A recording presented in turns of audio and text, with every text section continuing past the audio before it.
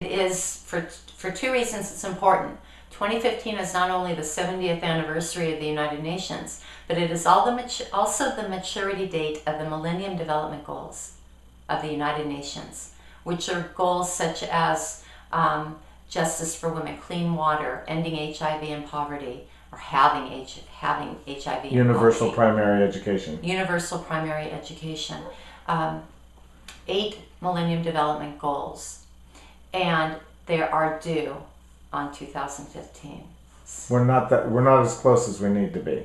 We are not as close as we need to be, which is why One Young World Ambassador and United Religions Initiative youth leader Ajarat Bada has authored the Missing Millennium Development Goal, the 9th Missing Millennium Development Goal of interfaith dialogue.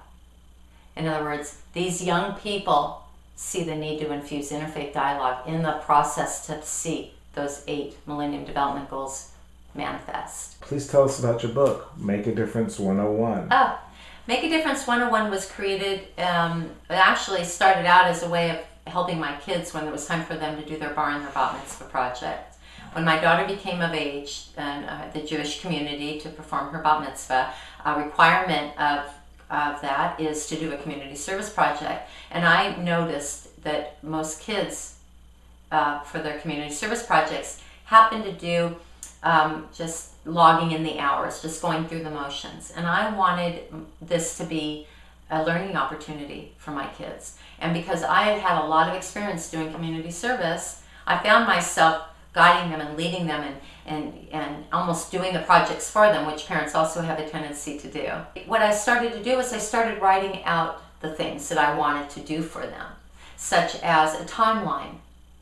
You know, I wanted to impress upon my kids that if you're going to do a project in March, you need to start thinking about it maybe February the year before.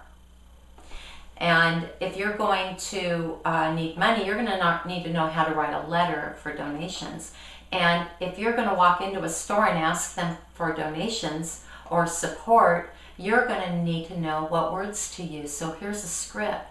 So I actually just started writing all these things down.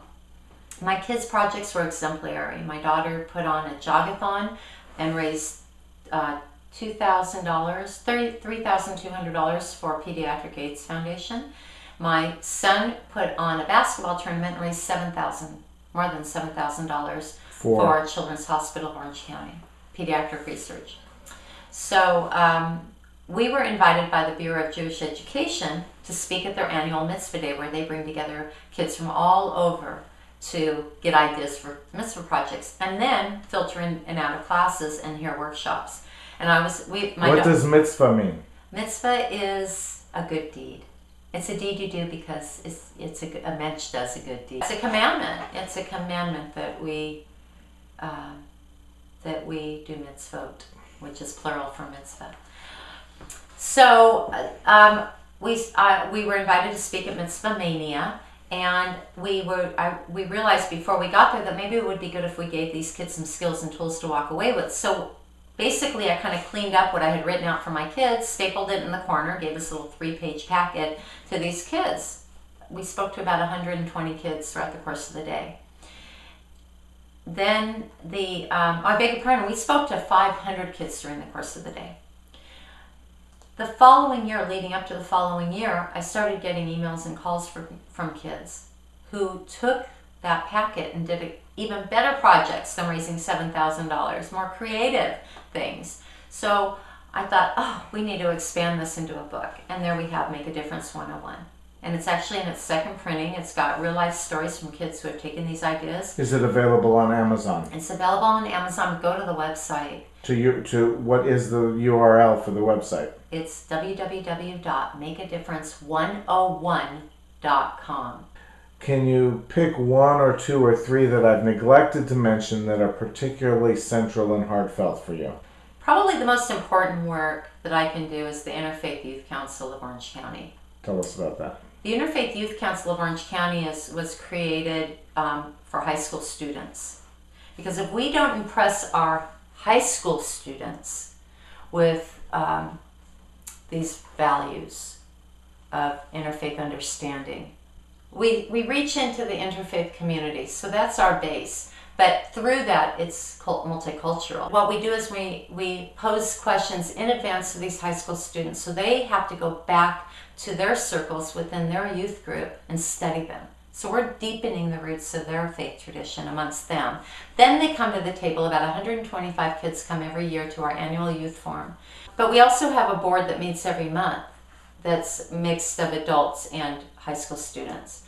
And the idea is that if we don't impress our high school students when they're in high school, by time, with interfaith understanding, by time they get to the college environment and they find themselves in their silos, in their circles, in their communities on the campus, and they get politically charged there, it's going to be really hard to turn them around when they're in college.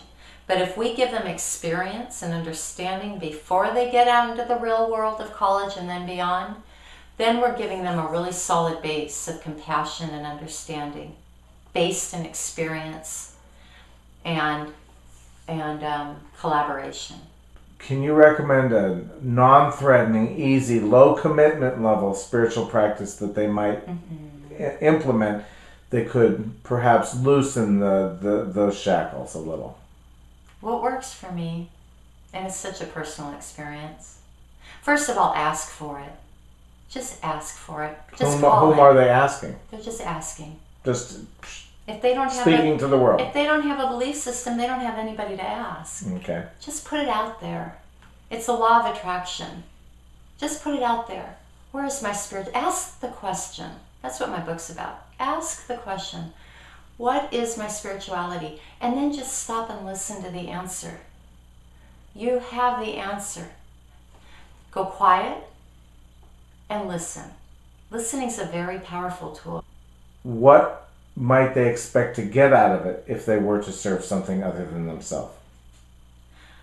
Oh, well, the only way to get anything, the only way to serve yourself is to serve others. How do you mean? How do you mean?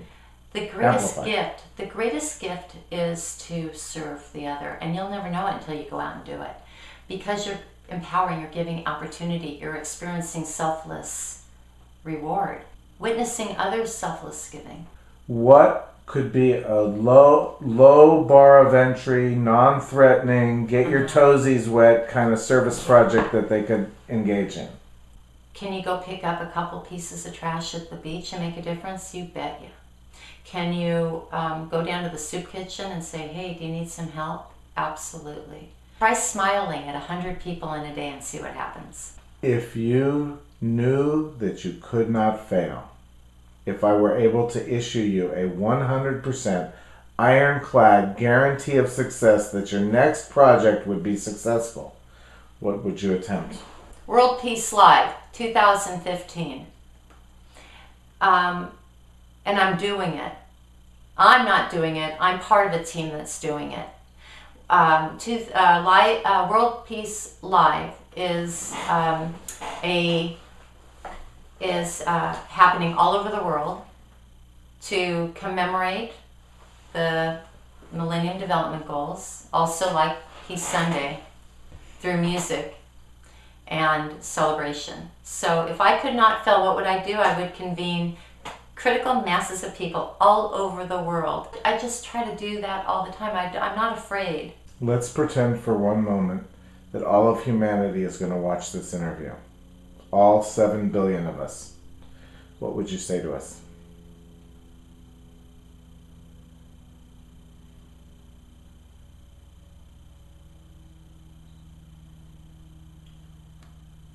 Honor yourself.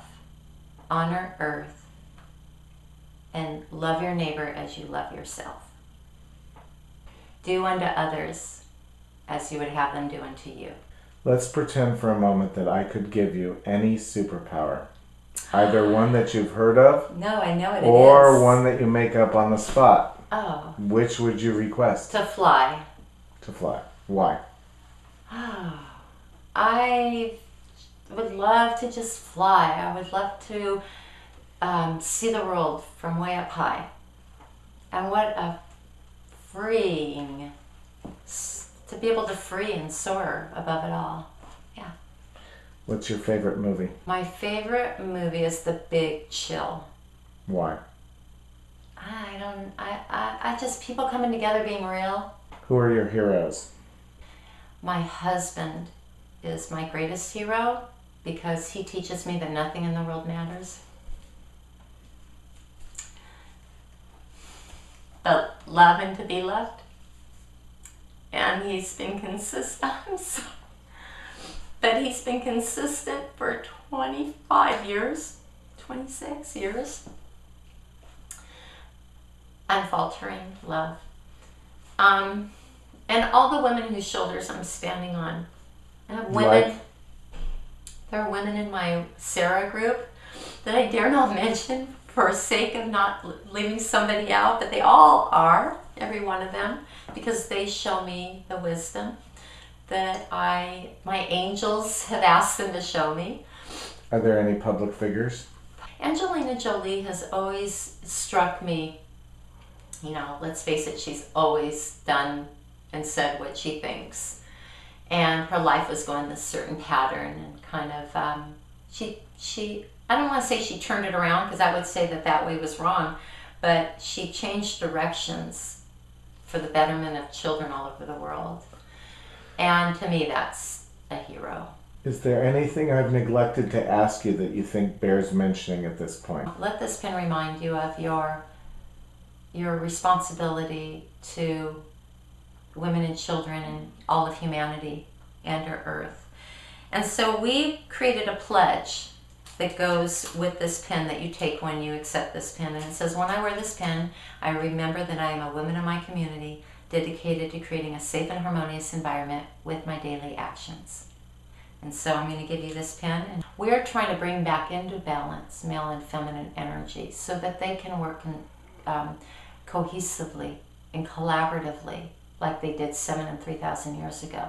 So we can have this egalitarian society that once happened, that that we do not need to, resort to childish acts of violence. How is it we can tell our children not to hit? Because it's just their first impulse to hit, to growing up in a world of peace, and then again sending them off to war. It's just crazy making.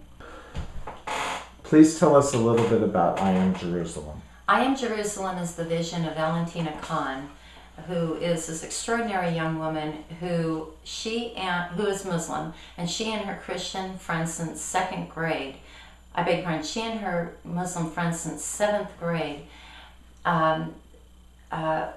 couldn't understand what all the tension was between the religions, and they've been talking about this for years. And they said, well, why don't we put a visual image out there, one that demonstrates that we all, are just one. We all want the same thing.